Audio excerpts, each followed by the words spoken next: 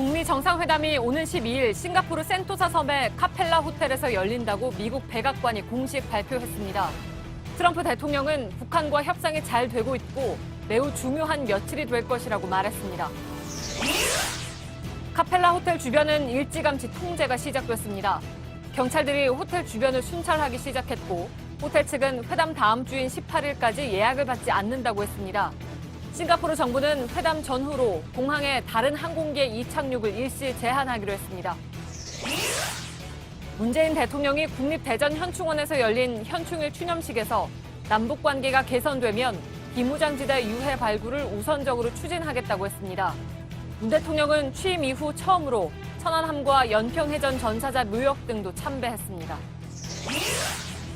서울시장 선거 야권 후보인 김문수, 안철수 후보의 측근들이 서로 비난을 퍼부으며 단일화가 사실상 무산될 상황입니다. JTBC가 한국갤럽에 의뢰해 실시한 서울시장 여론조사에선 박원순 더불어민주당 후보의 지지율이 53.9%로 1위를 기록했습니다.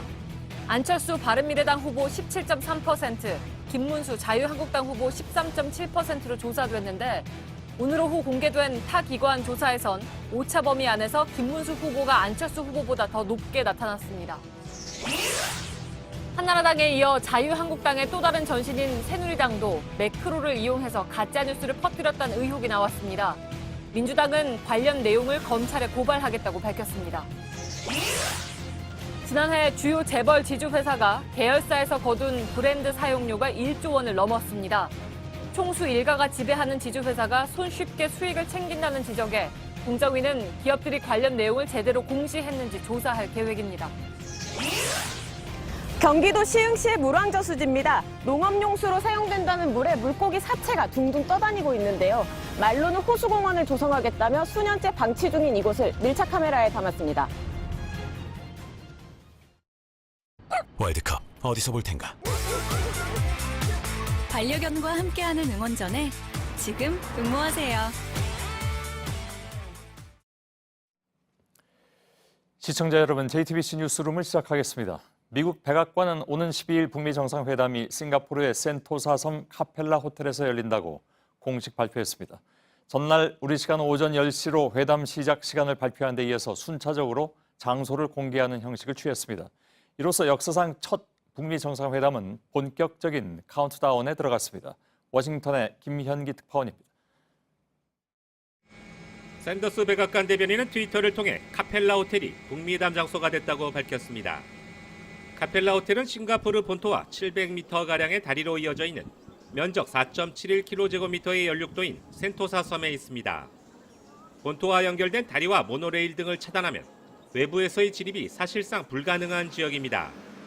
미국 언론들은 김정은 위원장의 경호와 보안을 최우선시한 북한의 강한 요청에 따른 것이라고 지적했습니다.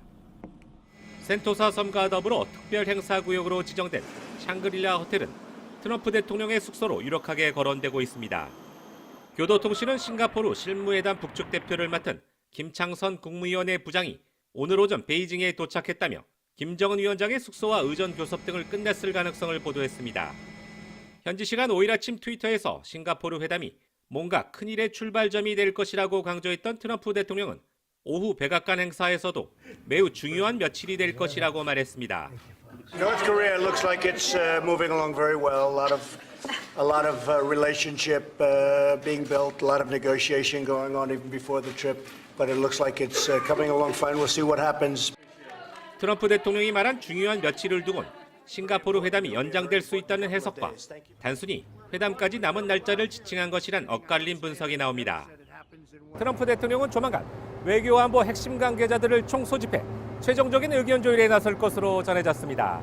워싱턴에서 JTBC 김현기입니다.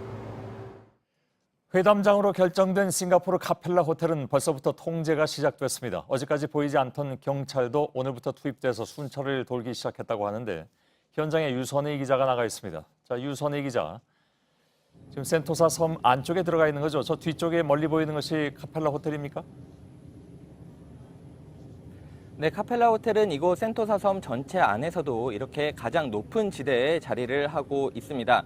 그렇기 때문에 항공기를 타지 않고서는 전경을 보기가 상당히 어렵습니다. 너무 또 가까이에 가면 아래쪽에 수풀이 우거져 있기 때문에 호텔이 보이지가 않고 이렇게 어느 정도 거리를 둬야지만이 부분적으로 호텔이 드러나게 됩니다. 호텔 주변이 현재 완전히 통제가 되고 있기 때문에 현재로서는 지금 이 자리가 카펠라 호텔을 가장 가까이에서 보여드리고 있는 자리입니다. 예, 여러모로 봐서 보안에는 굉장히 좋은 위치인 것 같은데.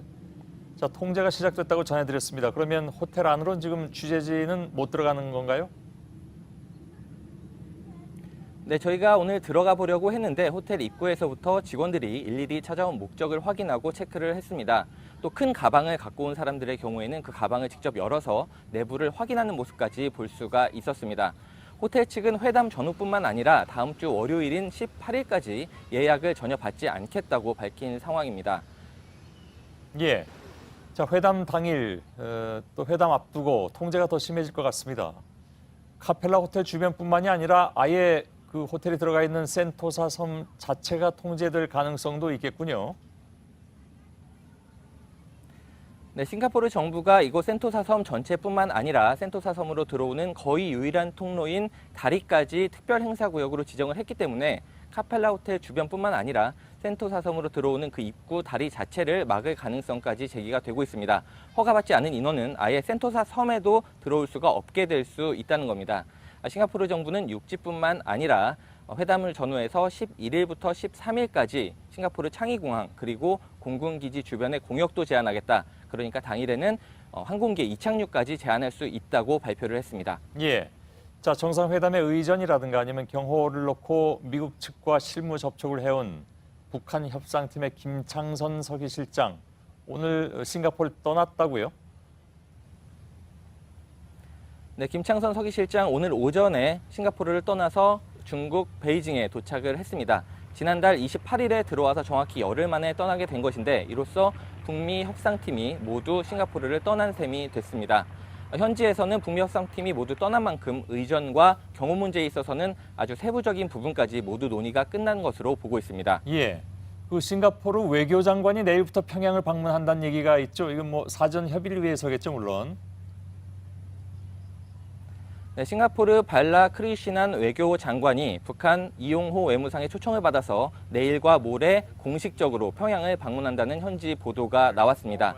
발라 크리시난 장관 같은 경우에는 최근에 미국을 방문해서 폼페이오 국무장관도 만난 적이 있습니다. 그 때문에 북미 정상회담을 위한 마지막 조율을 위해서 평양을 갈 거라는 관측이 나오고 있습니다. 예, 센토사 섬에 들어가 있는 유선희 기자였습니다. 회담이 열릴 카펠라 호텔뿐만이 아니라 북미 정상이 묵을 숙소와 취재진이 상주할 미디어 센터 등에도 세계의 이목이 집중될 수밖에 없습니다. 도시 전체가 하나의 거대한 회담장이 될 싱가포르의 모습을 정리해봤습니다. 이선화 기자입니다. 싱가포르는 서울보다 조금 넓은 697제곱킬로미터입니다. 이 중 회담이 열릴 센토사 섬은 이 4.7제곱킬로미터 정도 되는 작은 휴양지로 이 본섬으로부터 800여 미터 떨어져 있습니다. 섬으로 들어가는 방법은 다리 외에 케이블카 그리고 모노레일이 있습니다. 하지만 정상회담이 열리는 동안 이 다리는 막히고 케이블카와 모노레일도 운행을 멈출 걸로 보입니다. 이 경호와 보안을 유지하기에 최상의 조건인 겁니다. 특히 카펠라 호텔은 이 센토사 섬 내에서도 고지대에 위치하고 있는 데다 주변도 모두 수풀이어서 이 진입로만 차단하면 노출 걱정은 전혀 할 필요가 없는 이 사실상의 요새입니다. 호텔 내부엔 미팅룸이 마련돼 있습니다. 만약 정상 만찬이 진행된다면 연회장을 재정비해서 사용할 걸로 보입니다. 센토사 섬과 함께 특별 행사구역으로 지정된 이 샹그릴라 호텔은 트럼프 대통령의 숙소로 거론됩니다. 회담장과는 차로 20분 거리입니다. 김정은 위원장의 숙소는 여전히 오리무중인 가운데 이 플러턴이나 세인트 레지스 같은 호텔 등이 거론되고 있습니다. 회담장에서 9km 정도 떨어진 미디어 센터는 원래 F1 자동차 경주가 매년 열리는 경기장입니다. 그래서 보시다시피 전체를 프레스 센터로 탈바꿈하기 위한 공사가 한창 진행 중인데 아직 제 모습을 갖추지 못한 이곳에 이미 전 세계 3천여 명의 취재진이 등록을 마친 상태입니다. JTBC 이선아입니다. 예, 싱가포르 북미 실무팀의 뒷얘기도 일부 나왔는데 양측의 의사결정 과정이 정반대였다고 하는군요. 북측은 일일이 사전 보고를 했고 미국 측은 일부러 보고를 하지 않은 것도 있다는 추측이 나왔습니다. 이유는 바로 트럼프 미 대통령의 트위터 때문이었습니다. 이지은 기자입니다. 북한 실무팀은 작은 것 하나라도 평양 상부의 승인을 반드시 받아야 했다. CNN 등 주요 외신은 여러 소식통을 인용해 이가 지전하며 어떤 합의에 도달하기 전에 하루 이틀씩 협의가 잠시 중단됐다고 했습니다. 미국 측이 카펠라 호텔로 정하자고 했을 때도 북측은 상당 기간 답을 주지 않았습니다. 또 수송과 의전 등을 두고서도 김정은 위원장의 재가를 받는데 상당한 시간을 썼다는 겁니다. 반면 미국 실무팀 조 헤이긴 백악관 부비서실장은 세부 조율이 끝나지 않은 사안은 되도록 트럼프 대통령에 보고하지 않았을 것이라고 추정했습니다. 트위터에 성급히 올리지 않을까 우려했다는 겁니다. 북미 양측은 이런 우여곡절 끝에 4차례의 실무회담을 마쳤습니다. 트럼프 대통령이 공언했던 햄버거 식사의 가능성과 김 위원장의 전용기 루트 확보 방안, 도보다리 산책과 같은 이벤트 연출 등에 대한 논의가 거의 마무리됐을 것이란 분석입니다. 이동에 쓰일 수행 지원 차량도 일부 확정됐을 것이라는 관측입니다. 싱가포르 정부가 차량 4대를 도로교통법의 예외 대상으로 정했기 때문입니다. 현지 일간 스트레이트 타임스는 관련 차량은 방탄 기능이 갖춰진 BMW 세단 시리즈라고 전했습니다. 미 대통령 전용인 캐딜락 리무진과 김 위원장의 전용인 벤츠 차량 외에 수행 및 경호 차량의 호위 등을 지원할 수도 있습니다. JTBC 이지은입니다. 북한 김정은 위원장이 사전에 해외 출장을 공개하고 떠나는 것은 이번이 처음입니다. 그동안 중국은 다녀와서 공개됐었죠. 그러다 보니까 북한은 경호와 보안에 각별히 신경을 쓰는 모습입니다. 김 위원장이 언제 어떻게 누구와 함께 싱가포르로 이동할 것인지는 철저히 베일에 가려져 있습니다. 신진 기자입니다. 지난달 초 중국 김정은 위원장은 비밀리에 중국 다롄에 갔습니다. 북한 매체를 통해 방문 사실을 밝힌 건 평양에 도착한 뒤였습니다. 이번 싱가포르행은 김 위원장이 미리 공개된 해외 출장을 가는 첫 사례입니다. 트럼프 대통령의 경우 전용기인 에어포스원을 이용하고 현지 시간으로 10일 밤 11시에 싱가포르에 도착한다는 사실을 밝혔지만 김 위원장은 모든 것이 보안입니다. 이동수단으로는 전용기인 참매 1호가 유력하지만 다른 비행기 이용 가능성도 나옵니다. 앞서 일본 산케이 신문은 김 위원장이 탄 비행기가 납치되거나 사이버 공격을 당할 수 있다고 보도했습니다. 그런 이유로 일각에서는 비행 경로에 위치한 중국이 전투기 등을 이용한 특별 호위를 준비하고 있다는 소식도 나오고 있습니다. 김 위원장의 현지 숙소는 플로턴과 세인트 레지스 호텔이 거론됩니다. 하지만 이 역시 김 위원장이 모습을 드러내기 전까지는 철저히 비밀에 붙여질 것으로 보입니다. 수행단에는 비서실장 격인 김여정 노동당 제1부부장이 들어갈 가능성이 큽니다. 김 제1부부장은 지난 3월 북중 정상회담 당시 평양에 남았는데 5월에 열린 2차 회담 때는 김 위원장을 수행했습니다. 이 밖에 김영철 통전부장, 최선희 외무상 부상 등이 함께할 걸로 예상됩니다. 평양에는 사실상의 2인자인 최용해 국무위원회 부위원장이 남아서 지도부 공백을 메울 것으로 보입니다. JTBC 신진입니다. JTBC는 북미 정상회담이 열리는 싱가포르에 야외 스튜디오를 마련하고 현지 특별 생방송을 진행할 예정입니다. 12일 정상회담과 결과 발표까지 관련 소식을 현지에서 전해드릴 예정입니다. 김태영 기자입니다. 싱가포르 현지에 JTBC 특설 스튜디오가 들어설 장소입니다. 싱가포르의 상징인 마리나베이 샌즈 호텔과 고층 건물을 배경으로 한 곳입니다. 정상회담장인 센토사 섬의 카펠라 호텔에서 6.2km 떨어져 있습니다. JTBC는 이곳에서 회담 전날인 11일부터 당일인 12일까지 이틀간 JTBC 뉴스룸과 뉴스 특보를 진행합니다. 김정은 위원장과 트럼프 대통령이 도착하는 순간부터 회담 직전의 분주한 움직임, 그리고 회담 상황과 결과를 모두 현장에서 전합니다. JTBC 취재진 10여 명은 메인 프레스 센터가 차려질 F1 경기장과 센토사 섬의 카펠라 호텔 회담장, 두 정상의 숙소 앞 등에 배치됩니다. JTBC 김태영입니다. 역사적인 회담을 앞둔 만큼 싱가포르는 북미 정상회담 특수를 누리고 있습니다. 트럼프 미 대통령과 김정은 위원장 이름을 딴 햄버거와 칵테일까지 등장했습니다. 그런데 세계 각국의 취재진이 이용할 프레스센터의 경우에 지나치게 높은 사용료로 빈축을 사고 있고 그 외에도 돈이 없으면 찍을 수 없는 것도 많습니다. 이희정 기자입니다. 싱가포르의 음식점들이 내놓은 트럼프와 김정은 두 정상의 이름을 딴 이색 음식과 칵테일입니다. 싱가포르 정부도 정상회담 당사국은 아니지만 회담을 기념하는 주화까지 발행했습니다. 예약 판매에 들어갔는데 금화의 경우 개당 110만 원 상당인 것으로 알려졌습니다.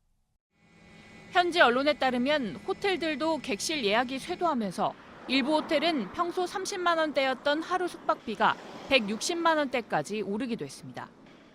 전 세계 취재진 3천여 명이 모이는 국제 미디어 센터는 하루 사용료가 많게는 수천만 원대에 이릅니다.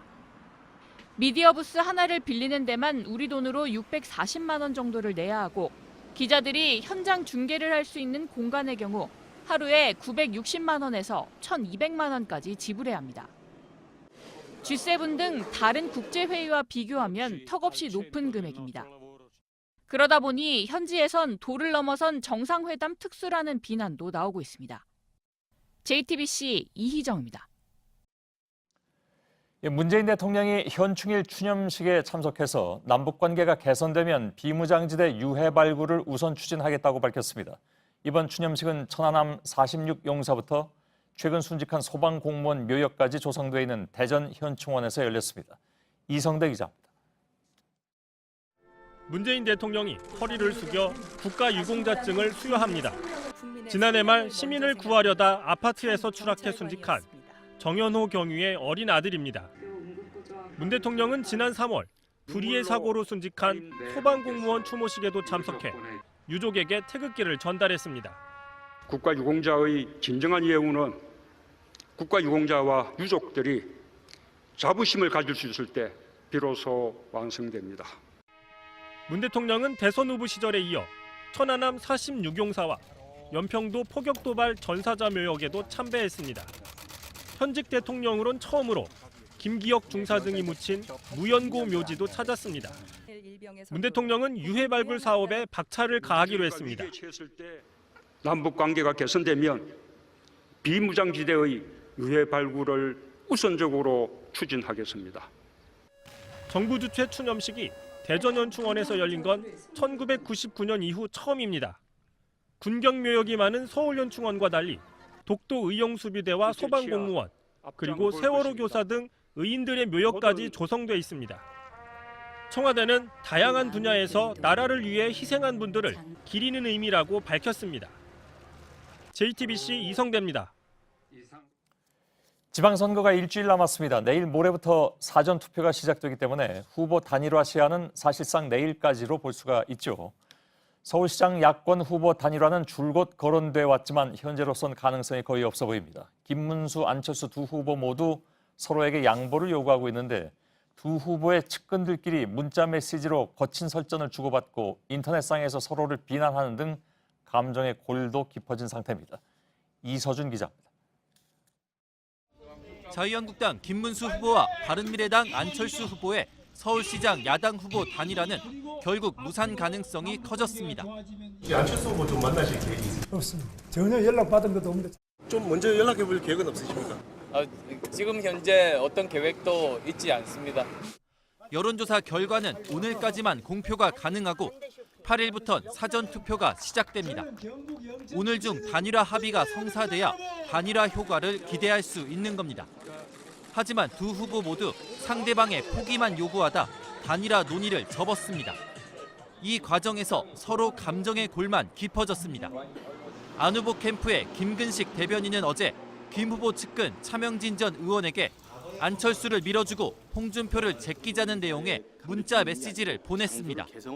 이를 두고 차 전 의원은 페이스북에 안철수가 정치의 기본이 안 되고 얍삽하게 공작만 하는 참모들에 둘러싸여 있는지 걱정된다며 김 대변인을 비난했습니다. 그러자 김 대변인도 문자 메시지가 언론에 보도돼 악용됐다. 참 지저분한 언론 플레이라며 한국당은 공작 정치의 대가답다고 밝혔습니다.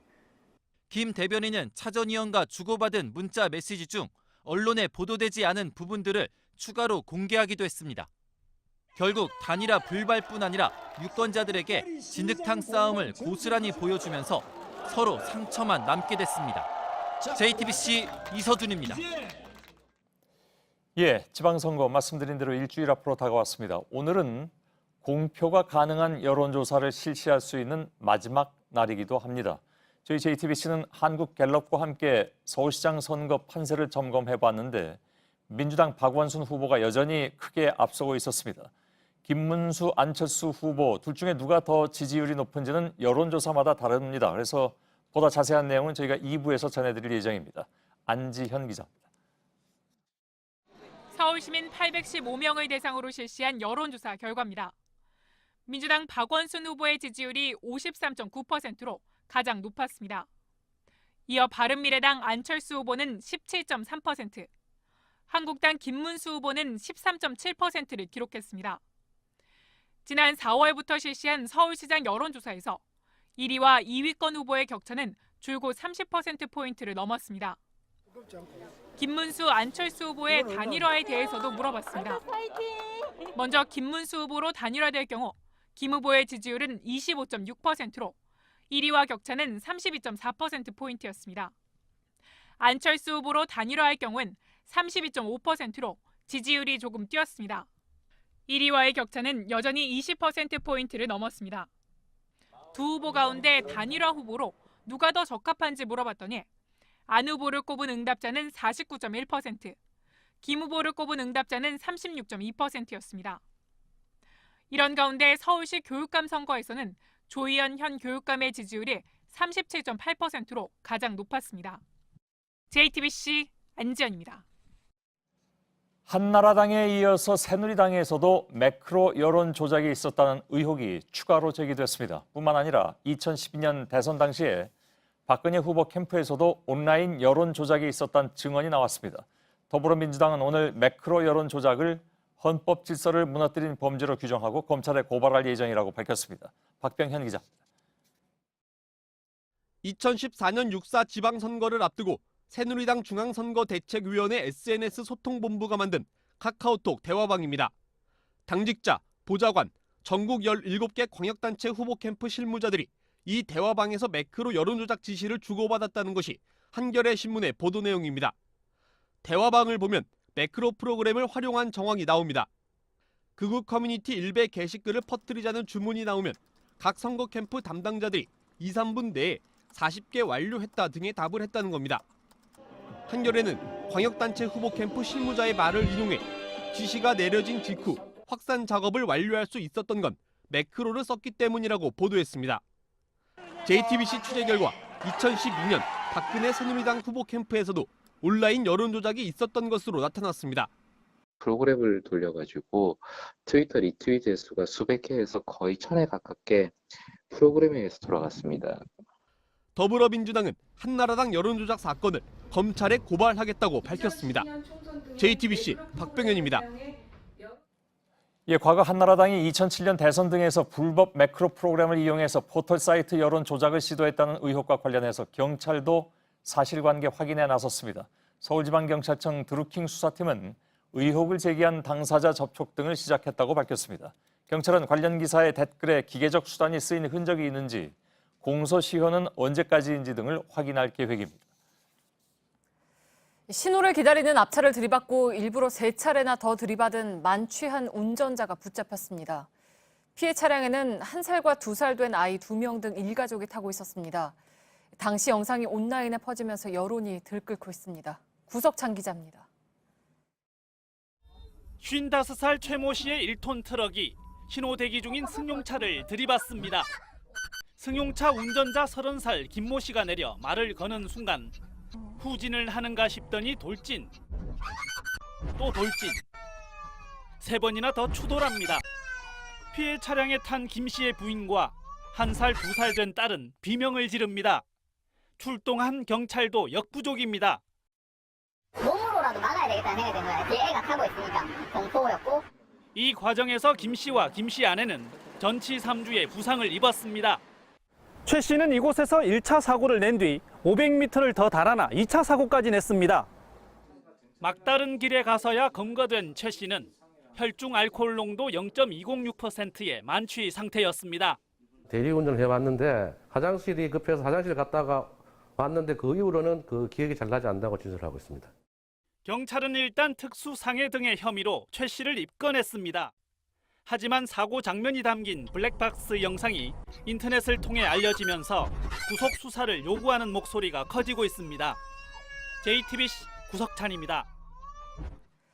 네, 어제 경북 영천 새마을금고에 강도가 들었던 소식 전해드렸죠. 돈을 훔쳐서 달아났다가 6시간 만에 붙잡혔는데 직원을 협박해 돈을 빼앗고 직원을 가두고 도망가기까지 1분 40초밖에 안 걸렸습니다. 범행 현장을 담은 CCTV를 보시죠. 윤두열 기자입니다. 모자와 마스크를 쓴 남성이 은행 창구를 훌쩍 뛰어넘습니다. 곧바로 여직원에게가 흉기를 들이댑니다. 뒤에 앉아있던 남자 직원에게 자루 하나를 던지며 돈을 담으라고 말합니다.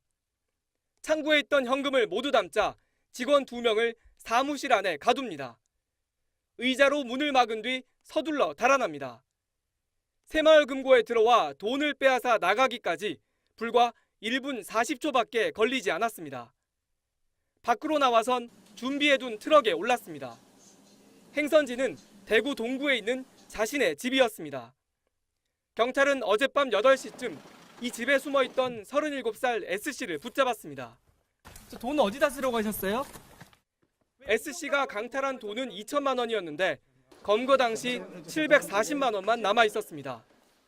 경찰 조사 결과 S씨는 빚 독촉에 시달리다 범행을 결심한 것으로 드러났습니다. 사전에 해당 새마을금고에 몇 번 들러 인적이 드물고 직원이 적다는 것도 확인했습니다. 경찰은 돈의 사용처 등을 추궁하고 있습니다. 또 특수강도 혐의로 구속영장을 신청했습니다. JTBC 윤두열입니다. 어젯밤 서울 응암동의 가정집에서 폭발 사고가 났습니다. 집주인은 집에서 화학물질을 다루다 폭발이 일어났다고 했습니다. 집 안에선 다량의 화학물질과 화학 관련 책들이 발견됐습니다. 정원석 기자입니다. 다세대 주택 건물 앞에 깨진 유리 조각이 잔뜩 흩어져 있습니다. 집안에 있던 주민들은 놀라 뛰쳐나왔고 출동한 소방대원들은 상황 파악에 나섰습니다. 가스 폭발한 줄 알았죠. 가스 폭발했으면 연기가 날 텐데 연기는 안 나더라고요. 그래서 이제 그거 순간에 다 놀래가지고 이 상가 사람들 거의 다 나왔다고 봐야 돼요. 5층짜리 건물의 5층 가정집에서 폭발이 일어난 건 어젯밤 10시 반쯤입니다. 집주인 53살 양모 씨는 복부와 다리에 심한 화상을 입고 손도 크게 다쳤습니다. 양 씨는 화학물질인 아세톤을 사용하던 중 담배에 불을 붙였다가 폭발이 일어났다고 소방대원에게 말한 것으로 파악됐습니다. 함께 집안에 있던 부인과 딸은 다치지 않았습니다. 집안에선 화학물질과 화학 관련 서적들도 발견됐습니다. 양 씨는 화공기사와 위험물 산업기사 등 관련 자격증을 보유한 것으로 전해졌습니다. 경찰은 실험을 하다 폭발이 일어났는지 아니면 다른 이유로 사고가 난 건지 파악하기 위해 양 씨를 입건해 치료가 끝나는 대로 조사할 예정입니다. JTBC 정원석입니다. 프랑스의 유명한 암벽 등반가 알랭 로베르가 롯데월드타워 외벽을 무단으로 오르다가 경찰에 붙잡혔습니다. 로베르는 급진전하는 남북 관계를 기념하기 위해서 이번 등반을 기획했다고 말했습니다. 김민관 기자입니다.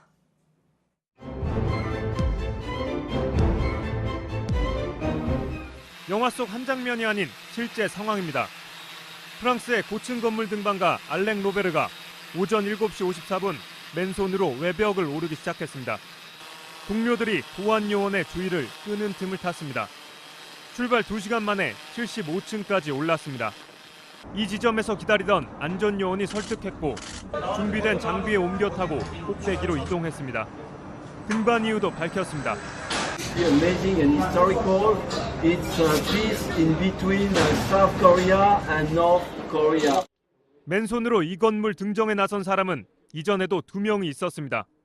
지난해 5월 클라이밍 선수 김자인이 2시간 29분 만에 꼭대기에 도착했습니다. 다만 안전 로프를 달았습니다. 지난 2016년 3월엔 우크라이나인 비탈리 라스칼로프가 안전 요원의 눈을 피해 몰래 건물에 올랐습니다. 부시의 닌자라 불리는 라스칼로프는 안전 장비를 전혀 사용하지 않고 꼭대기에 도착했습니다. 경찰은 오전 11시 35분 업무방해 혐의로 로베르를 체포했습니다. 사전 신고나 건물주 동의가 없었기 때문입니다. 로베르는 세계각지 초고층 건물을 맨손으로 오른 것으로 유명합니다.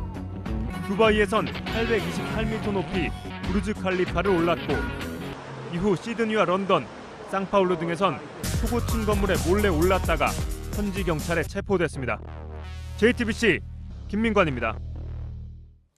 예, 대법원 특별조사단이 공개한 문건에서 양승태 전 대법원장 시절에 박근혜 청와대를 상대로 전방위 밀착 로비를 하려던 정황이 나타났습니다. 상고법원을 새로 만들기 위해서 우병우 당시 청와대 민정수석을 설득하는 게 어려워지자 대통령 비서실장 등 정권에 가까운 인물들로 대상을 넓혀서 이른바 돌파 전략을 짠 겁니다. 이병기 비서실장에 대해선 한일 관계에 관심이 많다면서 강제징용 피해자 재판을 통해서 협조 의사를 보이려 했습니다.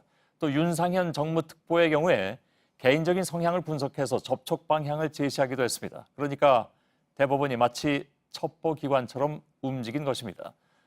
김선미 기자입니다. 가토다스야 산케이신문 서울지국장은 박근혜 전 대통령의 세월호 7시간 행적과 관련한 기사를 썼다가 2014년 5월 명예훼손 혐의로 재판에 넘겨졌습니다. 그런데 이번에 대법원 특별조사단이 공개한 문건에도 관련 사건이 등장합니다. 이 문건엔 양승태 전 대법원장 시절 행정처가 수건 사업이었던 상고법원을 추진하기 위해 청와대 핵심 인사들을 대상으로 로비를 추진한 정황이 담겼습니다. 이병기 당시 비서실장에 대해선 최대 관심사가 한일 우호 관계 복원이라면서 가토지국장 사건에 대한 외교적 해결이 진행 중이고 출국 정지 사건의 항고심 결정을 보류해달라고 요구한 내용 등이 적혀 있습니다. 이 전 실장이 대통령의 절대 신임을 받고 있어 상고 법원에 대한 긍정적인 이미지를 형성하도록 법원이 노력해야 한다며 자세하게 성향까지 분석해놨습니다. 특히 비서실장의 지위와 위상을 고려할 때 법원 행정처장이 직접 접촉할 필요가 있다고도 했습니다. 판사 출신인 주호영 당시 정무특보에 대해선 법원에 대한 이해가 깊은 만큼 적극 우호 세력으로 포섭해야 한다고 했고 윤상현 전 특보에 대해선 대통령에게 누나라고 부를 수 있는 몇 안 되는 인물이라고도 적었습니다. 사법부가 마치 정보기관처럼 정보를 수집하고 청와대 고위직을 대상으로 전방위 밀착 로비를 기획한 정황이 문건 곳곳에 드러나 있습니다. JTBC 김선미입니다. 여기에 더해서 양승태 시절 사법부는 상고법원 도입을 위해서 영장 없는 체포와 구금까지 거래 카드로 쓰려 했던 정황이 나타났습니다. 인권 시계를 1970년대 유신 시절로 되돌리려 하는 것입니다. 한민영 기자입니다. 영장 없이 체포를 하고 구금도 할 수 있게 한 1975년의 긴급조치 구호는 박정희 정권 시절의 대표적인 반인권적 규정입니다. 당시 긴급조치 구호로 처벌받은 피해자들은 민주화 이후 재심을 통해 무죄 선고를 받았습니다. 그런데 양승태 전 대법원장 시절 인권 시계를 거꾸로 돌려 이 같은 조치를 다시 도입하겠다는 문건을 작성한 것으로 드러났습니다.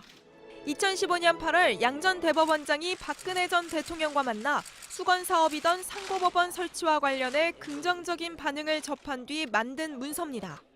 행정처는 상고법원 설립에 반대하는 법무부를 위해 영장 없는 체포 활성화와 구속을 위해 체포부터 하는 체포 전치주의 도입을 제시했습니다. 법무부와 검찰이 원하는 대로 피의자 체포나 구속을 보다 쉽게 할 수 있도록 해주겠다는 겁니다.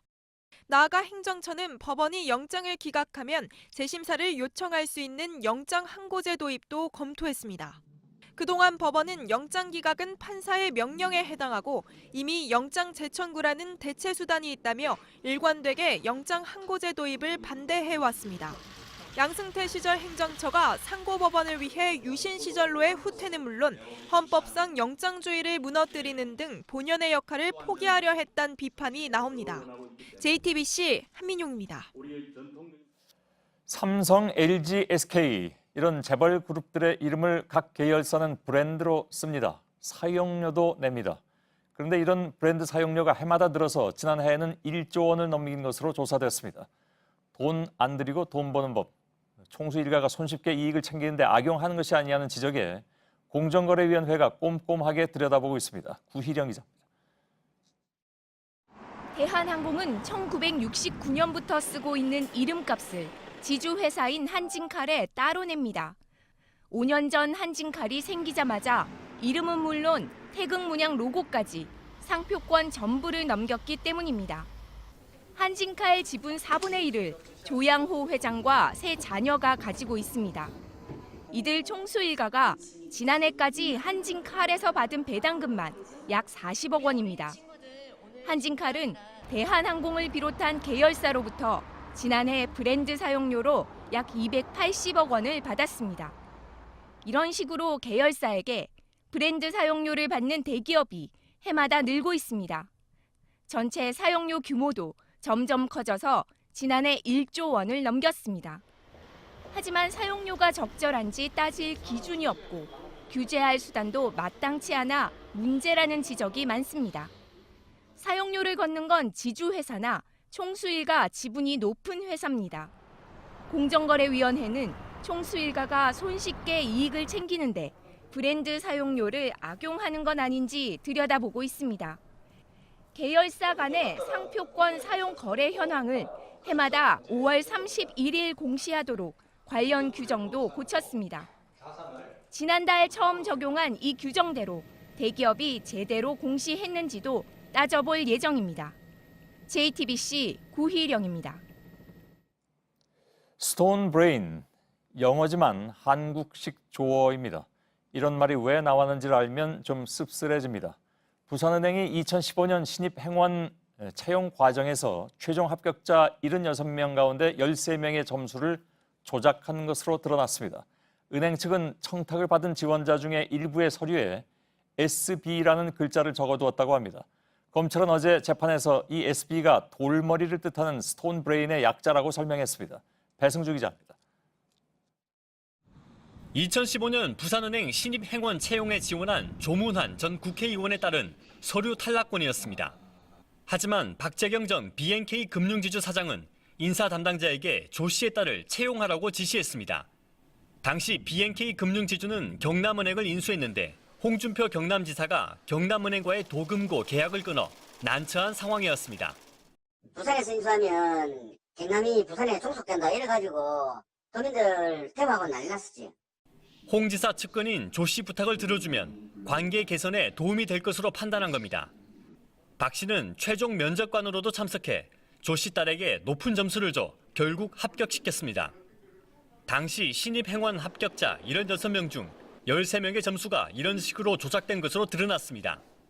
어제 열린 재판에서는 SB라는 영어 글자가 적힌 일부 지원자의 점수표가 증거로 제시됐습니다.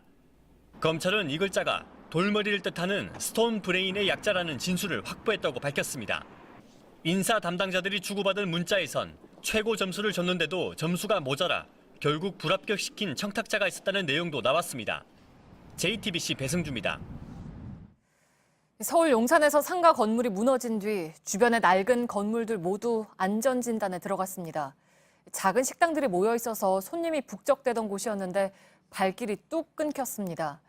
다른 건물도 무너지지 않을까 하는 걱정 때문입니다. 업주들은 먹고 살 일이 막막해졌다고 했습니다. 연지환 기자입니다. 4층 건물이 한순간에 주저앉은 지 나흘째입니다. 보시다시피 건물 잔해들이 여전히 널브러져 있습니다. 유명 칼국수집이 자리 잡고 있어서 이 골목을 따라 점심시간만 되면 사람들이 빼곡하게 줄을 서 있었습니다. 하지만 사고 이후 사람들의 모습을 찾아보기 힘들어져 유령 도시처럼 변했습니다. 손님 발길은 끊겼고 주변 식당 냉장고엔 식자재만 쌓였습니다. 날이 더워지면서 상한 재료를 모두 버렸습니다. 손해를 가늠하기 어렵지만 하소연할 데가 없습니다. 엊그저께 하나 버리고 어제 하나 버리고 반찬이고 노원에. 사고 현장 주변 식당들은 출입금지 팻말이 붙었습니다. 업주들은 삶의 터전을 떠나지도 그렇다고 다시 문을 열 엄두도 내지 못하고 있습니다. 여전히 추가 붕괴 우려가 있기 때문입니다. 사고 현장 바로 옆 건물입니다. 건물 곳곳에 틈이 이렇게 갈라져 있고 살짝만 손을 갖다 대도 건물 외벽이 쉽게 떨어집니다. 시멘트 덩어리는 머리 위에 위태롭게 매달려 있습니다. 문을 다시 열어도 손님이 찾아올지 걱정입니다. 먹자골목 좀 이용하고 그러셨어요? 갈비집 인기 많아서 종종 왔었고 또 그런 일 생길까 봐 많이 걱정되죠. 이곳에서 생활과 영업을 함께 이어가던 상인들은 옷가지만 챙겨 여관으로 대피했습니다. 못 들어가지고 여관에서 잔다니까. 난 장사 못해. 붕괴 원인이 아직 명확치 않고 시공사와 구청은 책임 피하기에 급급합니다. 피해는 남겨진 상인들 몫입니다. JTBC 연지환입니다. 6월 초순인데 벌써 기온이 30도를 훌쩍 넘었습니다. 영남 내륙과 강원 동해안은 폭염주의보가 내려졌습니다. 내일도 오늘만큼 덥겠습니다. 조승현 기자입니다. 모터보트가 시원하게 파도를 가릅니다. 아직 개장도 하기 전인 해수욕장은 아이들 차지가 됐습니다. 냉탕과 온탕으로 가듯 물놀이와 모래찜질을 번갈아 하느라 정신이 없습니다. 도심을 벗어나 탁 트인 바다에서 신이 나긴 어른도 마찬가지입니다. 바람이 불긴 하는데 따뜻하고 되게 좋은 것 같아요. 태닝할 수도 있고. 오늘 영남 내륙과 강원 동해안에 폭염주의보가 발효됐습니다. 강원 양양군 영덕리와 경북 영천시 신영면에서 무인 관측기에 찍힌 최고 기온은 33.5도까지 올랐습니다. 강원도엔 올해 첫 폭염특보가 내려졌습니다. 대구는 어제 하루를 빼고 이달 들어 계속 30도를 넘었습니다. 초여름부터 심상치 않은 더위에 대구 도심 속 그늘막은 지난해 35곳에서 올해 88곳으로 늘어났습니다. 구름 없이 맑은 날씨에 강한 햇빛이 그대로 내리쬐면서 전국적으로 자외선 지수가 치솟았습니다. 영남 남부 지역엔 오존주의보가 발령됐고 수도권은 하루 종일 미세먼지 농도가 나쁨 수준이었습니다. 내일도 오늘과 비슷하거나 조금 더 덥겠습니다. 경남을 제외한 대부분 지역의 낮 기온이 30도 안팎으로 오릅니다. 모레는 낮 기온이 조금 내려가 평년 기온을 회복하고 일요일엔 전국에 비가 내릴 전망입니다. JTBC 조승현입니다.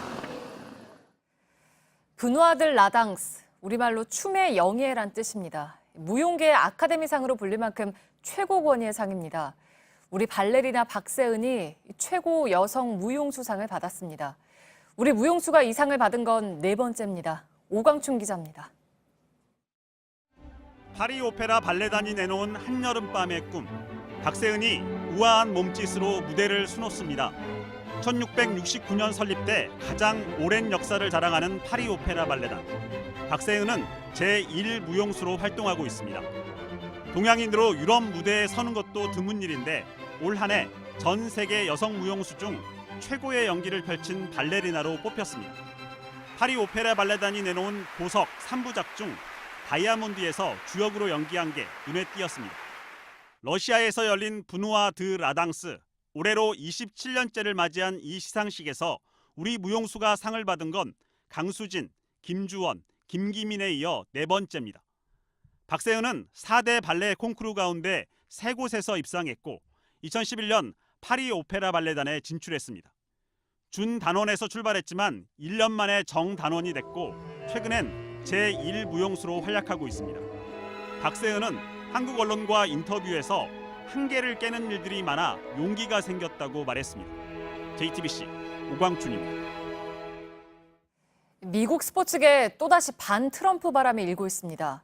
트럼프 대통령이 국민 의례를 거부했던 미식축구 선수들과 여전히 갈등을 빚으며 슈퍼볼 우승팀을 백악관으로 초청하는 행사를 취소했기 때문입니다.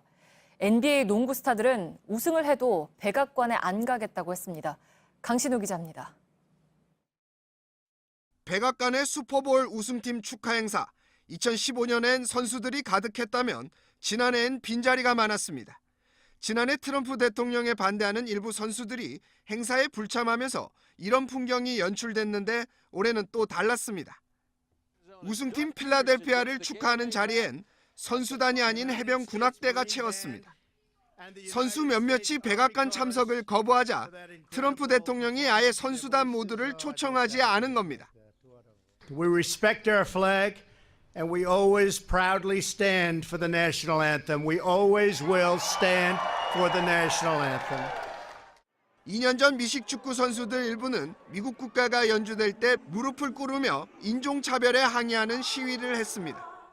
트럼프 대통령은 이를 못마땅하게 여겼습니다. 국민 의례를 거부하는 선수는 해고해야 한다고 말해 선수들의 반발을 샀습니다. 그 앙금이 아직까지 남아 결국 슈퍼볼 우승팀 초청 행사가 취소되는 사태로 이어진 겁니다. 미국 스포츠계는 발끈하고 나섰습니다. I mean, I know no matter who wins this series, no no one wants to invite anyway. So. 챔피언 결정전이 한창인 프로농구 NBN에선 르브론 제임스, 스테판 커리 등 스타들까지 나서 백악관 축하 행사를 거부하겠다고 선언했습니다.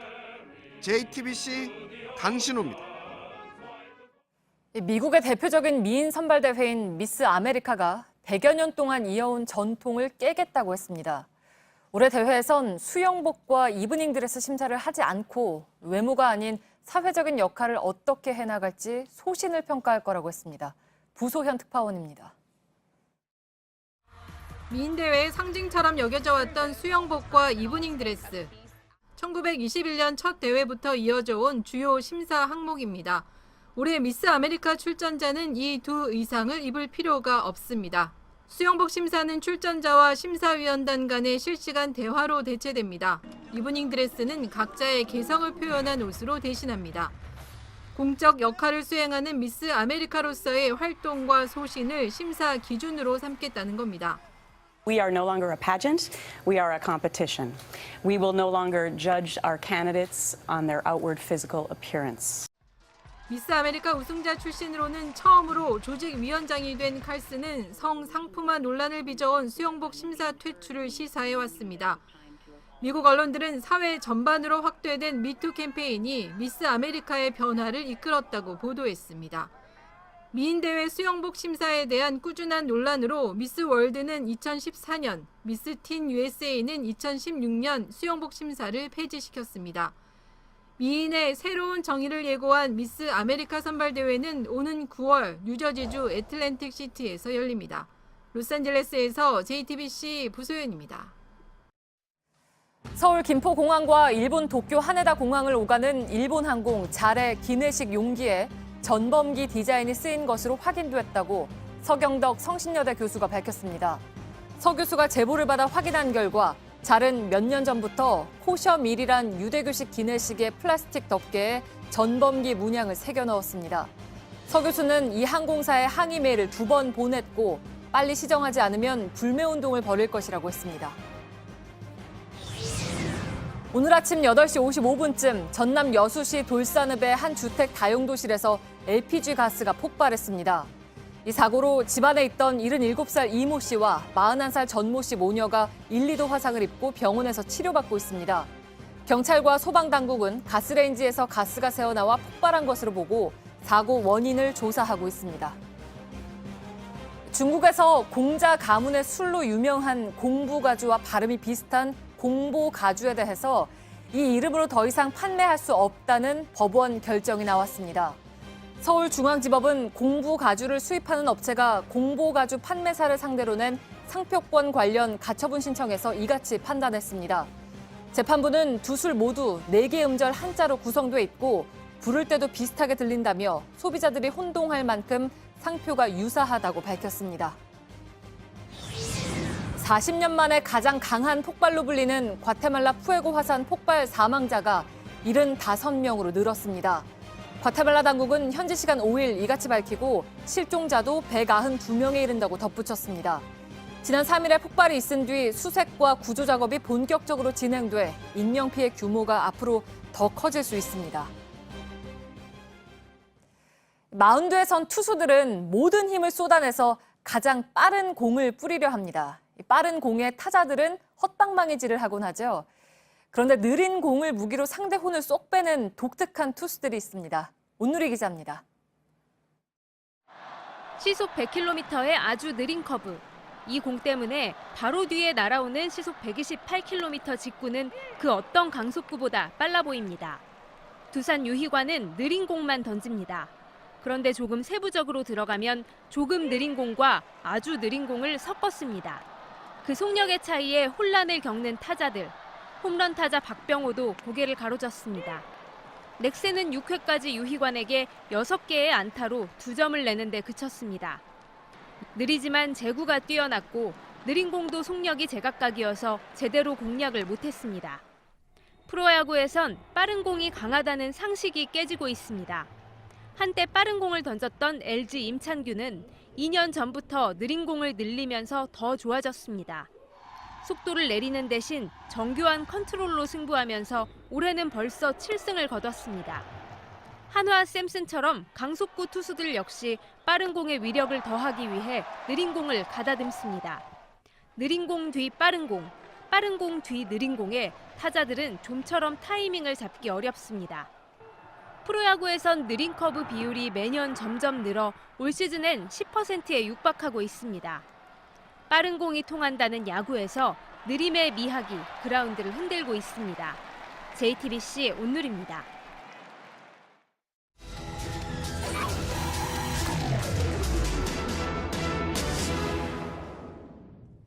호수공원을 만들겠다더니 수년째 방치되고 있는 저수지가 있습니다. 이 저수지 물의 용도는 농업 용수라는데 죽은 물고기들이 떠다니고 최근엔 생활 하수까지 흘러들고 있습니다. 밀착 카메라 윤재영 기자입니다.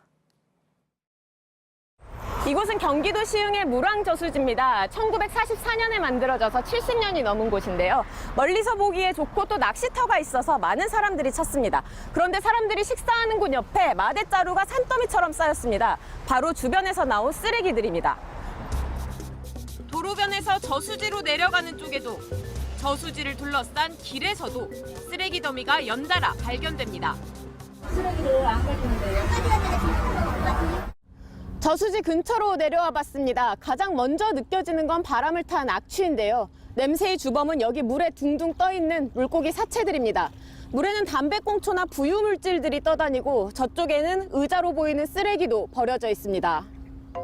이 물은 인근 농지에서 농업용수로 바로 사용됩니다. 문을 못 열고 있어요. 이제 비 오는 날 이러면 아파트 카페 보면 글 엄청 많이 올라와요. 냄새가 나고. 여기 안에 쓰레기 같은 게 많아요. 한 2, 3년 전부터 물고기가 많이 써야 돼. 쓰레기만 문제는 아닙니다. 시흥시는 2008년부터 이곳을 호수공원으로 만들겠다고 시민들에게 공언했습니다.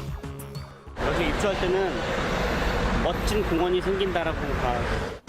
하지만 차일피일하는 사이 필요한 예산은 늘어났고 아직 둘레길도 잘 정비되지 않은 채 남아 있습니다.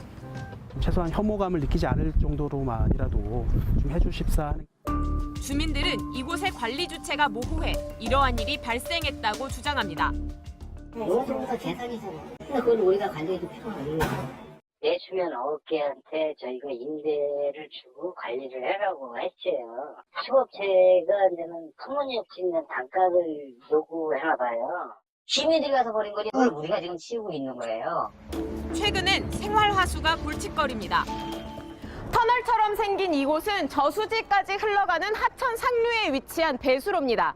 휘뿌연 물이 고여 있고 바닥의 흙은 썩어서 새카맣습니다. 주민들은 아파트에서 사용한 생활하수가 이곳을 통해서 흘러나온다고 주장합니다.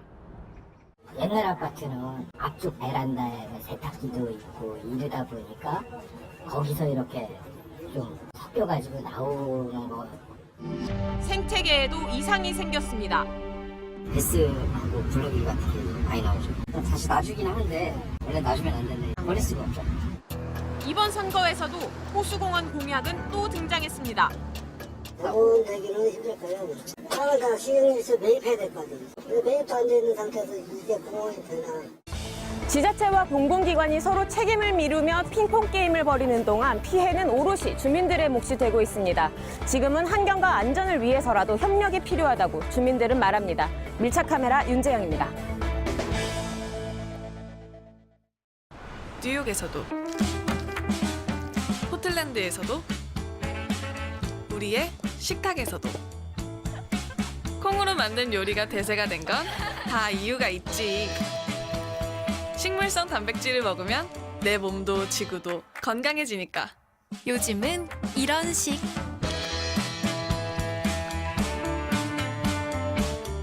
나를 위해, 지구를 위해. 바른 먹거리 풀무원.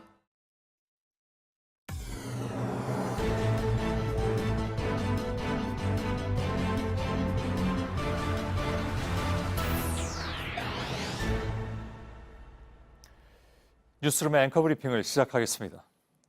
나무가 춤을 추면 바람이 불고 나무가 잠잠하면 바람도 자오.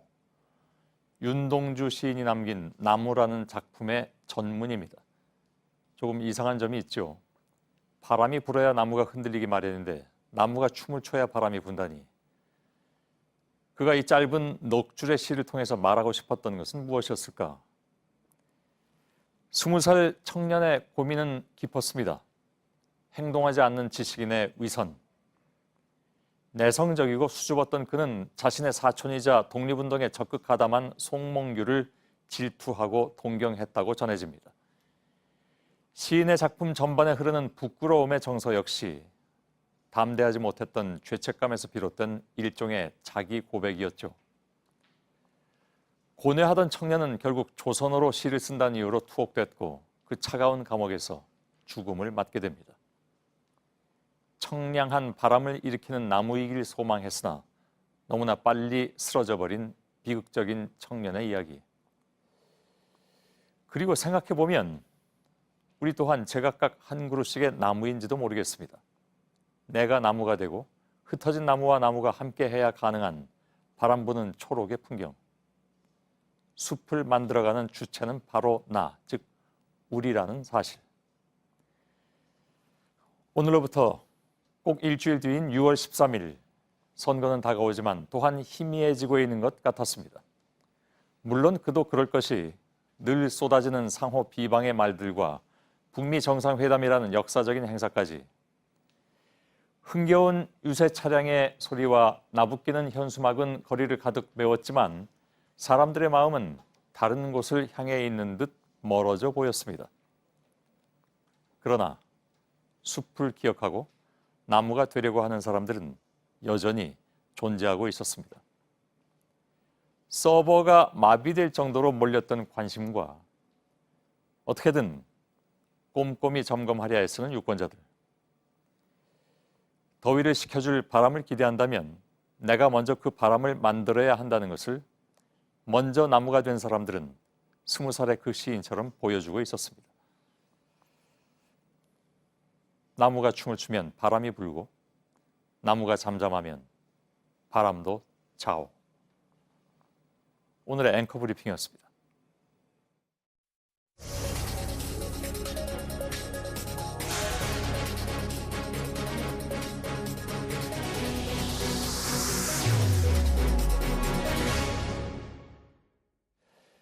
저희 JTBC는 지방선거를 앞둔 지역 민심을 직접 알아보기 위해서 6.13 민심버스라는 코너도 준비를 했습니다. 취재기자들이 직접 버스를 타고 전국의 관심 지역을 누비는 그런 코너인데 오늘 그 첫 순서로 저희 민심버스가 경상남도를 찾았습니다. 현직 대통령의 최측근과 전직 재선 도지사의 대결을 경남의 유권자들은 어떻게 지켜보고 있을까? 취재기자를 바로 그 민심버스로 연결을 하겠습니다. 이윤석 기자, 지금 뒤에 있는 그 버스를 타고 다니면서 어제 오늘 경남 도민들을 만났다고 들었습니다. 네, 저는 지금 경남 도청 앞에 나와 있습니다. 어제와 오늘 이 버스를 타고 경남 곳곳을 돌아다니며 민심을 들어봤습니다. 저희는 선거 당일까지 이 버스를 타고 주요 격전지를 찾아다니며 민심을 들어볼 예정입니다. 보시면 이 버스 외관 자체는 일반 버스와 비슷해 보입니다. 그런데 이 안엔 첨단 장치가 가득 달려 있는데요. 안으로 직접 들어가 보도록 하겠습니다. 예. 안에 누가 있는데요? 지금 이 화면이 반투명 디스플레이라는 겁니다. 여기 데이터를 좀 띄워주시겠습니까? 네, 지금 보시는 게 경남지사 후보 여론조사 지지도 추이입니다. 이 결과를 보면요. 더불어민주당 김경수 후보가 오차 범위 밖에서 자유한국당 김태호 후보를 앞서는 걸 볼 수 있습니다. 김경수 후보는 선거 당일이 되면 이 격차가 더 벌어질 것이라고 주장하고 있고 김태호 후보는 숨은 보수 표심이 많기 때문에 오히려 선거 당일은 역전이 가능하다라고 주장을 하고 있습니다. 그렇다면 유권자들은 어떻게 바라보고 있는지 직접 들어보시죠.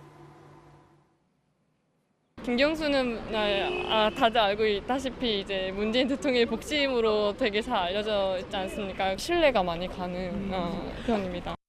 자유한국당 하면 좋지. 우리는 아주 자유한국당 좋아요. 요새보다도 그냥 지금까지 해온 일이 잘 하더라고요. 촛불 우리 저거 아닙니까? 대통령 아닙니까? 예. 근데 그거 좀 뒷바라지 해줘야 일로 처리 잘 하실 거 아닙니까? 도지사 김경수 씨 찍을 겁니다. 김태호지. 네, 김태호. 정치도 해본 사람이 하고 그 구역을 아는 사람이 해야 돼. 지역 현안이 무엇인지도 물어봤습니다. 일자리 경제 제일 그거 하다 아이가. 그게 발전해 애들이 지금 살기가 얼마나 힘드는지 모른다. 대기업도 힘드니까 솔직히 뭐 호주머니에 돈이 안 나오죠. 또 요새 뭐 애들 낳고 애 키우기도 힘들고 하니까. 대기업들이 나가니까 지금 중소기업도 다 같이 나가는 거거든요. 거기에 대해서 좀 정부가 좀 도와줘야 되지 않나. 저희의 바람은 그거죠. 예, 잘 들었습니다. 6.13 민심버스니까 그만큼 민심을 많이 들으려고 노력한 티는 많이 납니다. 그래서 뭐랄까요, 제각각의 다양한 의견들이 다 들어왔는데 무엇보다도 지금 이 지역은 뭐 많은 분들이 아시는 것처럼 경제 문제가 굉장히 큰 이슈입니다. 그러니까 조선업도 마찬가지고요. 후보들은 지역 경제에 대해서 뭐라고 얘기를 하고 있습니까? 네, 후보들을 직접 만나봤더니 이 지역 경제 살리기에 상당히 신경을 쓰는 모습이었습니다. 다만 지역 경제를 살리는데 여야, 그러니까 어느 편이 더 유리하느냐를 놓고서는 정반대의 주장을 펼쳤는데요. 직접 들어보시겠습니다. 경남 경제가 살아남기가 어렵습니다. 그런 차원에서 정부와 대통령의 협조가 대단히 중요하다 이렇게 말씀을 드렸습니다. 도지사를 제가 두 번 했습니다. 야당의 협조와 여당의 협조를 동시에 협력을 이끌어낼 수 있기 때문에 저는 그게 더 강점이고. 자, 이윤석 기자 잘 들었는데요. 민심버스는 내일은 그럼 어디로 갑니까?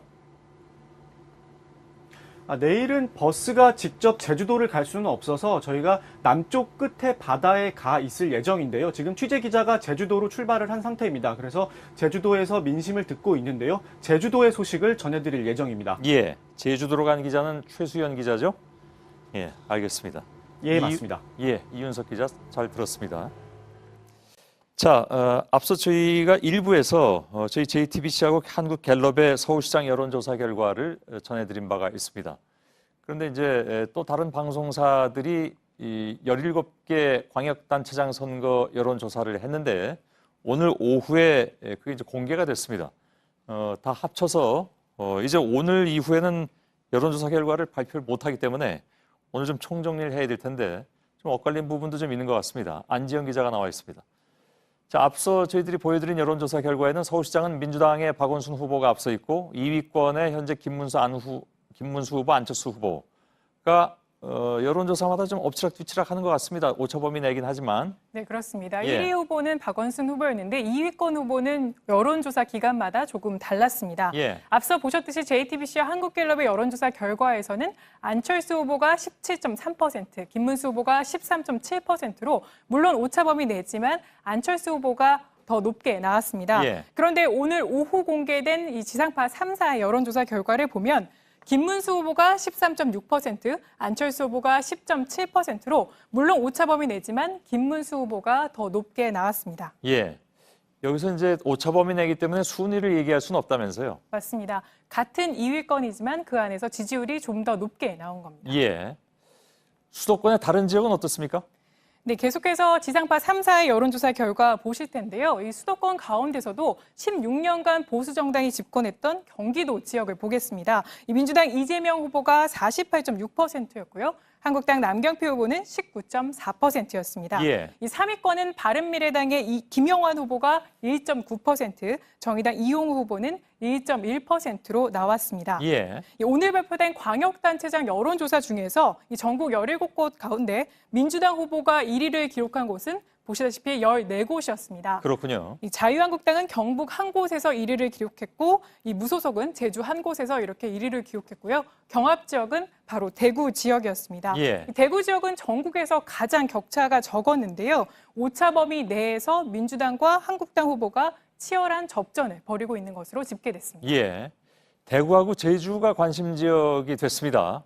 좀 자세히 살펴볼 거예요. 아마 그 제주의 무소속은 현 도지사 원희룡 후보를 얘기하는 겁니까? 네, 맞습니다. 예. 먼저 대구 경북 지역을 살펴보면요. 이 자유한국당과 그 전신인 새누리당, 한나라당 등이 20년 넘게 압승을 거뒀던 지역인데 이번에 대구 TK 지역에서 민주당 후보와 한국당 후보가 접전을 벌이고 있는 겁니다. 오차범위 내네요. 네. 보시다시피 권영진 후보가 28.3%, 민주당 임대훈 후보는 26.4%로 두 후보 간 격차는 1.9%포인트에 그쳤습니다. 예. 제주는 이제 지난번에 저희 여론조사를 보면 오차범위 내에서 접전이었습니다. 맞습니다. 이번 조사에서 격차가 어떻게 됐습니까? 조금 벌어지는 걸로 나왔는데요. 그런가요? 예. 앞서 지난주 초에 저희 JTBC 여론조사 결과에는 두 후보 간 오차 범위 내에서 이 접전을 벌이고 있었습니다. 예. 물론 여론조사 기관이 오늘 발표한 기관과 다르기 때문에 그 수치를 직접적으로 비교할 수는 없지만 오늘 나온 여론조사 결과를 한번 보시면 예. 무소속 원희룡 후보가 39.3%로 문대림 민주당 문대림 후보 28.8%보다 10%포인트 이상 높은 걸로 이거는 집계됐습니다. 오차범위 바깥이군요. 네, 그렇습니다. 예. 그렇기 때문에 원희룡 후보가 지금 상황에서는 앞서고 있다 이렇게 표현할 수 있습니다. 예. 자, 이제 오늘 이후에는 발표 못 하잖아요. 그죠? 오늘 이후에는 이제 조사한 결과를 발표할 수 없는 거고요. 조사는 하지만. 네. 예, 예. 알겠습니다. 안지현 기자였습니다.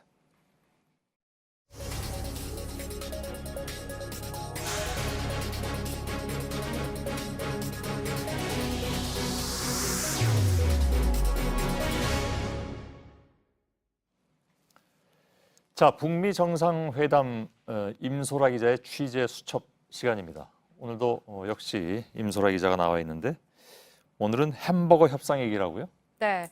원래 뭐 햄버거 먹으면서 하겠다라는 얘기를 그냥 농담식으로 했었던 것은 기억이 나는데 햄버거 협상 어떤 얘기입니까? 네, 말씀하신 것처럼 트럼프 미 대통령은 대선 전부터 김정은과 만나서 햄버거를 먹으며 협상하겠다고 자신 있게 말해왔습니다. 예. 과거 발언 잠깐 들어보시죠. 예. We should be eating a hamburger on a conference table and forget the state dinners. 예. 국빈 만찬은 잊어버리라면서요? 네. 예. 그러니까 저건 2016년, 그러니까 대선 당시 나온 발언입니다. 예. 네. 그러니까 실제로 이루어질 거라고 보고 한 얘기는 아닌 측면도 있는데요. 예. 트럼프 미 대통령은 시진핑 중국 국가주석과도 과거에 햄버거를 먹으면서 만찬을 하겠다고 했지만 실제로 취임 이후에 시 주석과는 스테이크를 함께 했습니다. 예. 그 햄버거 협상 대신 요즘 뭐 싱가포르에서는 뭡니까 저 두 사람을 이렇게 빗댄 햄버거 상품은 나왔다고 듣긴 들었습니다. 네. 좀 아까 저희가 보도해드릴 때. 자, 트럼프 대통령이 실제로 정상 간 식사를 햄버거를 한 적이 근데 있긴 있습니까? 네, 있습니다. 아, 있습니까? 네. 예. 네, 지난해 트럼프 미 대통령이 일본을 방문했을 때 아베 신조 총리와 골프장에서 햄버거로 식사를 함께 한 적이 있습니다. 예. 그러니까 격식을 차리지 않아도 되는 아주 가까운 사이라는 걸 보여주려 했던 건데요. 예. 맥도날드나 버거킹 같은 유명 프랜차이즈 제품은 아니었고 수제 햄버거였습니다. 예. 일각에서는 미국의 대표적인 패스트푸드인 햄버거를 고리로 북미 두 정상이 북한의 개혁 개방 문제를 자연스럽게 논의할 수 있지 않겠냐 이런 전망도 나오긴 합니다. 예. 아무튼 햄버거는 앵간히 좋아하는 것 같긴 합니다. 근데 저 왜 데니스 로드맨 있잖아요. 네. NBA 스타. 북한에 몇 번 갔었죠. 네. 이번에 어디 갈 거라는 얘기도 나오던데 그건 무슨 얘기입니까? 그러니까 12일 싱가포르에서 회담이 열리기 전에 예. 데니스 로드먼이 도착할 거다라고 미국 현지에? 언론이 예. 보도를 하고 있습니다. 그런데 무슨 역할이 있는지는 정확히 알려진 게 없습니다. 예. 네. 아, 그런가요? 네. 근데 그럼 트럼프 대통령하고도 이 사람은 가까운 사이라면서요? 네, 맞습니다. 지난 대선에서 트럼프 지지 선언을 했었고요. 예. 그가 진행하던 쇼 프로그램에도 출연한 적이 있습니다. 예. 그러니까 두 정상 모두와 친분을 갖고 있는 전 세계적으로도 굉장히 드문 인물인데요. 예. 뉴욕 포스트라는 미 언론에선 김정은과 트럼프 사이의 서먹한 분위기를 깨는 역할을 하는 것이 불가능한 일은 아니다라고 전하기도 했습니다. 아, 이 로드먼이? 네. 예. 그럼 예를 들면 뭐 만찬장에 깜짝 손님으로 나타난다든가 뭐 이런 걸까요? 네, 정보는 없지만 현재 그런 추측은 굉장히 많이 나오고 있습니다. 예. 글쎄요. 알겠습니다. 다음 어떤 내용입니까? 네, 이른바 정상국가를 지향하는 북한이 최근 외국 언론사에 상당히 개방적인 모습을 보여주고 있는데요. 예. 얼마 전 김정은 위원장과 러시아 라브로프 외무장관의 접견을 취재한 러시아 방송사 기자가 마치 밀착 카메라를 촬영하듯이 만든 영상이 화제입니다. 예. 이게 그러니까 저 리모델링 했다는 백화원 영빈관 여기를 찍은 거라면서요? 네. 예. 그리고 영상에는요, 이른바 B컷이라고 할 수 있는 김여정 부위원장의 아주 자연스러운 모습이 담겨 있는데요. 예. 잠깐 보시죠. 그럴까요? Just through this door, I saw Kim Jong-un's sister, and she was having some sort of conversation with the guards, but nobody speaks English here. Hello. 예, 재밌네요. 이번 회담에서도 저런 장면들이 나올 수 있을지는 건 잘 모르겠습니다. 그죠? 한번 기대를 해보죠. 임소라의 취재 수첩이었습니다. 수고하셨습니다.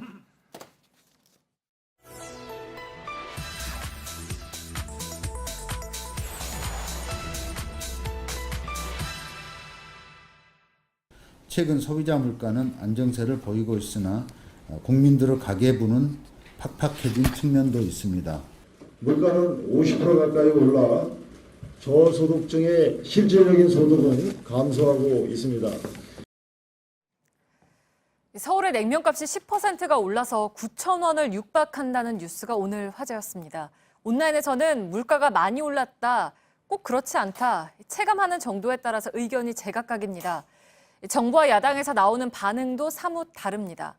이번 지방선거에서도 물가가 이슈 가운데 하나입니다. 이렇게 엇갈린 해석이 나오는 이유가 뭔지, 또 뭐가 맞는지 팩트체크해서 확인을 해보겠습니다. 오대영 기자, 정부는 팍팍해진 측면이 있다라면서도 안정세라는 표현을 썼죠? 네, 안정세라고 하는 그 지표가 바로 소비자 물가 지수입니다. 네. 우리가 일상생활에서 쓰는 상품이나 아니면 서비스 같은 것들의 가격 변동을 나타내는데 네. 460개 품목으로 나눠서 가중치를 반영해서 계산을 합니다. 네, 그러니까 매일 접해야 하는 물품들일 텐데 실제로 식당을 가보면 좀 값이 오르지 않았습니까? 안정세가 맞긴 맞습니까? 총론에서는 맞습니다. 소비자 물가지수는 5월 기준으로 전년 대비해서 1.5% 올랐습니다. 4월의 증가율이 1.6, 3월이 1.3, 2월이 1.4. 그러니까 계속해서 최근 1%대를 유지하고 있는 거죠.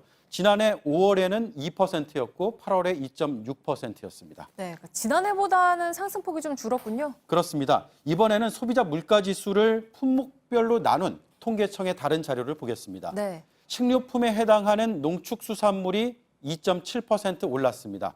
공업제품은 1.6%, 서비스도 1.7% 상승을 했습니다. 상품과 집세 모두 올랐습니다. 유일하게 떨어진 건 전기, 수도, 가스입니다. 3.3% 하락했습니다. 이 지수는 가중평균치입니다. 주로 거시경제를 판단하는 목적으로 쓰인다고 합니다. 네, 그러니까 농축산물이 주로 올랐는데 근데 사람마다, 집집마다 주로 사는 물품이 좀 다를 거잖아요. 네, 그래서 지수로 보는 물가와 사람들이 피부로 느끼는 물가의 차이가 있을 수밖에 없습니다. 네, 그러니까 평균이 만들어내는 통계의 착시다라고 볼 수가 있는데 그러면 50% 올랐다라고 말하는 야당의 주장에는 근거가 있습니까? 그런 수치는 저희가 찾기는 어려웠습니다. 네. 다만 개별 품목으로 40에서 50% 정도 오른 품목은 있습니다. 네.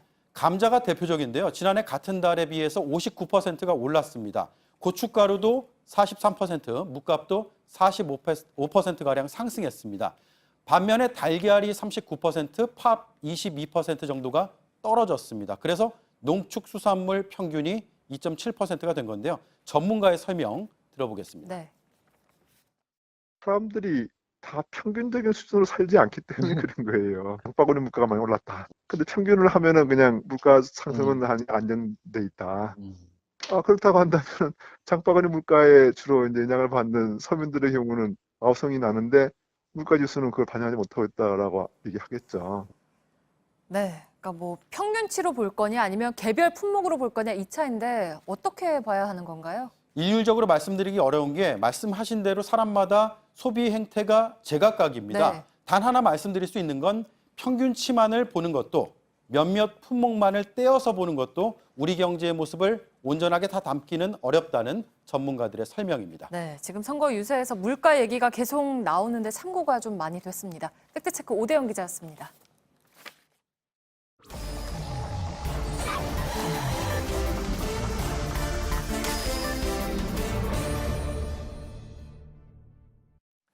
예, 비하인드 뉴스를 진행하겠습니다. 박성태 기자가 나와 있습니다. 어서 오세요. 예.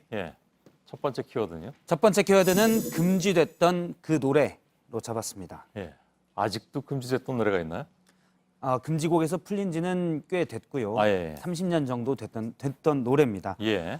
오늘 대전 국립대전현충원에서 63회 현충일 추념식이 열렸는데요. 일단 눈에 띈 것은 대전에서 열린 것은 19년 만이고 역대 두 번째입니다. 예. 한국전쟁 참가했던 군인 중심으로 많이 묘역이 돼 있던 다른 현충원과 달리 대전은 의사상자나 또는 순직 공무원들도 많이 있어서 국가의 책임이 현재 진행형이라는 것을 강조하는 의미라고 청와대에서 설명했습니다. 또 하나 눈길 끈 것이 바로 가수 최백호 씨가 부른 추모곡인데요. 늙은 군인의 노래입니다. 유명한 노래잖아요. 잠깐 들어보겠습니다.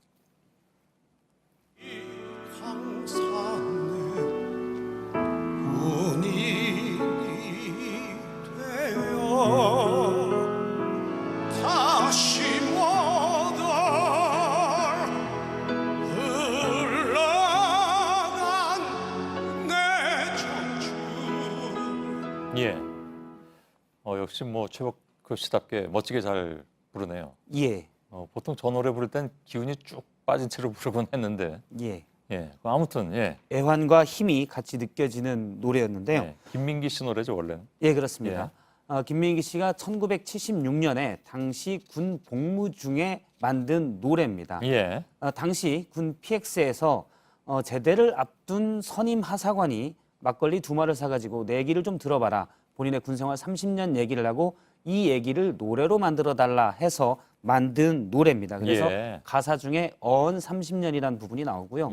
2년 뒤인 1978년에 가수 양희은 씨의 앨범에 수록되면서 공개가 됐는데 공개되자마자 국방부 장관이 당시 지정한 금지곡 1호가 됩니다.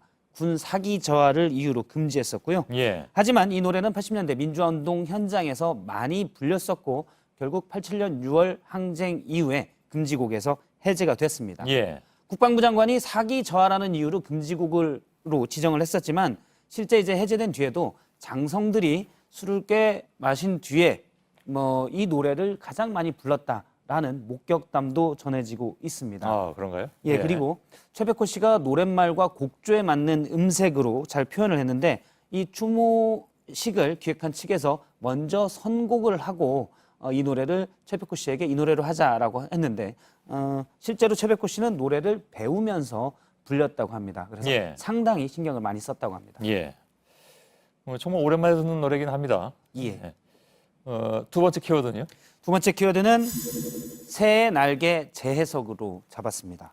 새의 날개. 또 동물이 등장하는군요. 새가 등장을 했는데요. 최근 자유한국당의 울산시당의 선거운동 모습을 잠깐 보도록 하겠습니다. 옆 앞에 선거운동원들이 팻말을 걸고 있는데요. 사람을 찾습니다로 돼 있습니다. 사람을 찾습니다의 얼굴은 물음표가 돼 있고 밑에 이력들이 나오는데 과거 자유한국당의 전신인 새누리당, 한나라당의 주요 직책을 맡았던 인사들입니다. 우측 맨 끝에는 이명박 후보 경호대장 전력이 있다, 경력이 있다 이런 표현도. 이 사람들이 어디 갔다는 얘기인가요? 찾고 있는 걸 보면? 그렇습니다. 지금 저렇게 운동을 한 것은 과거에는 새누리당, 지금 자유한국당의 전신인 새누리당 이력으로 활동했는데 지금은 울산 지역 일부 구청장에 민주당 후보들이 돼 있다면서 이른바 철새 논란을 비꼰 겁니다. 물론 생각이 바뀌었을 수도 있고 그렇긴 한데 여러 가지 다양한 이유가 다들 있잖아요, 그죠? 그렇습니다. 근데 하여간 관련 정보는 유권자들한테 좀 투명하게 공개되는 것이 좋긴 하겠습니다. 그렇습니다. 그런데 자유한국당은 앞서 언급한 저 후보들이 선관위에 공개한 경력에서 과거 자유한국당이나 새누리당의 이력들을 삭제한 채 공개하고 있다고 주장하고 있는데요. 그래서 실제 선관위에서 찾아봤더니 민주당 후보로 나온 이제 이른바 당적을 이제 옮겨서 나온 후보들이 과거 새누리당이나 이쪽 이력은 선관위에 공개를 하고 있지 않았습니다. 한 후보는 한때 민주당 소속 구청장이었다가 자유한국당의 전신인 한나라당으로 갔다가 이번에 다시 이제 민주당 후보로 출마를 하게 됐는데요. 그 몇 번 왔다 갔다 한 거군요. 그렇습니다. 그런 경우 또 다른 사람도 있죠. 따져보면. 종종 사실 여러 번 바꾼 사람들이 꽤 있는데요. 그래서 처음에 출마 선언을 할 때 철새 논란이 일자 새는 좌우의 날개로 난다라고 해명한 바가 있습니다. 새는 좌우의 날개로 난다라는 표현은 고 이영희 교수가 쓴 책의 제목인데요. 당시 이제 기고문들을 모았던 책이었는데 저 표현의 의미는 양 극단의 좌우의 이분법을 보지 말고 균형 잡힌 시선을 가지라는 건데요. 앞서 이제 이 구청장 후보가 했던 새는 좌우의 날개로 난다를 그대로 비유를 하면 한쪽 날개로 한참 날았다가 다른 쪽 날개로 한참 나는 거기 때문에 예. 사실 양쪽에 균형 잡힌 시선으로 보라는 이영희 교수의 내용과는 상당히 다른 겁니다. 예. 그리고 자연 법칙에도 어긋납니다. 예. 그렇습니다. 예. 다음 키워드는요? 예. 다음 키워드는 날짜 과대평가로 잡았습니다. 예. 무슨 날짜입니까? 지방선거 날짜입니다. 6.13 예. 지방선거가 이제 딱 일주일 남았는데요. 자유한국당은 하루 앞서 열리는 싱가포르 북미 정상회담에 대한 날짜 불만을 계속 제기하고 있습니다. 뭔가 의심도 하고 의심에 대해서도 또 제기를 했는데요. 직접 들어보겠습니다. 예. 이거는 김정은이나 문재인 대통령 아니면 트럼프만이 아는 건데 예, 그렇겠죠. 누가 그걸 알고 있습니까? 예. 12일 날 만약에 이 북미 회담을 하자고 했으면은 예. 문재인 대통령은 반대를 했어야 돼요. 예. 자, 반대를 하자는 것은 그날 열지 말자고 했어야 된다 이런 얘기인가요? 예, 일단 그렇게 해석이 되고요. 실제 자유한국당에서는 처음에 지금은 좀 바뀌기도 했는데요. 북한과의 정상회담을 열지 말아야 한다. 북한의 위장평화쇼다라는 주장도 계속 했었기 때문에 예. 날짜가 좋지 않으니 날짜를 바꿔야 된다는 주장도 충분히 가능할 것으로 보입니다. 예. 자유한국당에서는 또 여러 번 남북 정상회담 또 이어지는 북미 정상회담에 대한 중재 노력들이 지방선거에 영향을 주려는 것이다라고 해석해서 주장하기도 했습니다. 예. 하지만 북미 정상회담은 우리나라뿐만이 아니라 외신들도 주요 뉴스로 연일 각 뉴스에서 관련 소식들이 톱뉴스로 보도가 되고 있습니다. 그만큼 역사적인 사건이라는 건데요. 이 역사적인 사건의 날짜를 우리나라 지방선거 때문에 정했다라는 의심은 합리적이지는 않은 것으로 해석이 됩니다. 예. 좀 날짜에 대해서 과대평가를 보이는 것 같고요. 실제 지방선거도 중요하기 때문에 많은 관심을 기울여야 되겠지만 지방선거 때문에 북미 정상회담이 만들어졌다. 이런 해석은 무리라는 지적입니다. 예, 알겠습니다. 네, 날씨입니다. 내일도 오늘만큼 덥습니다. 영남 지역엔 미세먼지가 나쁨 수준까지 올라갑니다. 예. 저희들은 내일도 최선을 다하겠습니다. 여러분 고맙습니다.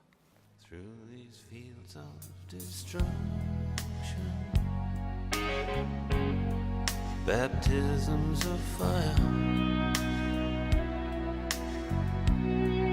I've witnessed your son.